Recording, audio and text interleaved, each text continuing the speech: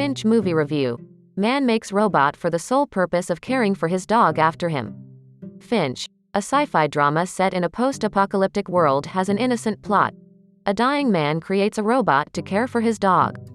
Sounds like a hero, right? The story breathes through the triad: Finch, Tom Hanks, Jeff, the robot, and the dog. Tom Hanks is the solitary human in the castaway setting, albeit he has Goodyear, the dog, for company. An environmental catastrophe has ravaged the Earth and Finch is perhaps the only human left. Reclusive and rough around the edges, Finch scavenges derelict malls by the day and spends his evenings building a robot. The purpose of the robot: to be a backup guardian for the dog after he's gone. Isn't he the best person to be around in a calamity?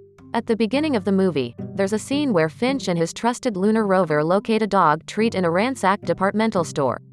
The way his eyes gleam at the discovery establishes the love he has for the dog.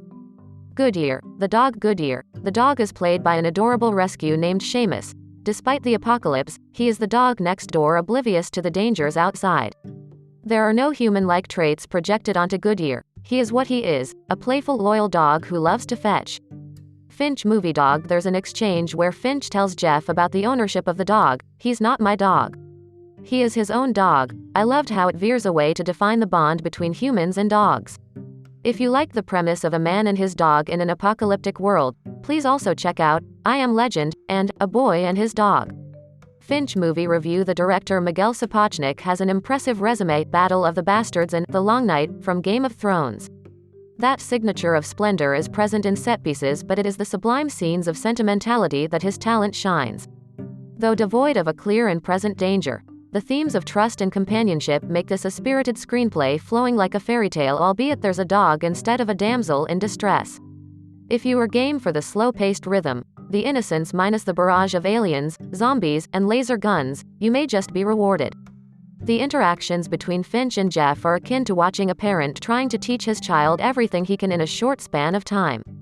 Alongside Asimov's laws, Jeff also learns compassion, optimism, and the need for human connection. There's a touch of that nostalgic magic, Spielberg, Lucas. The mechanics of how the robot works, what source of power he derives energy from, etc. aren't delved upon. Since it is more drama than sci-fi, what matters more is the journey of these characters through hardship. Also, the race against time makes for an interesting story arc that defines their dynamic. Is Finch worth watching? It is the kind of movie where you exactly know where the story is heading and yet you want to stay close and watch how.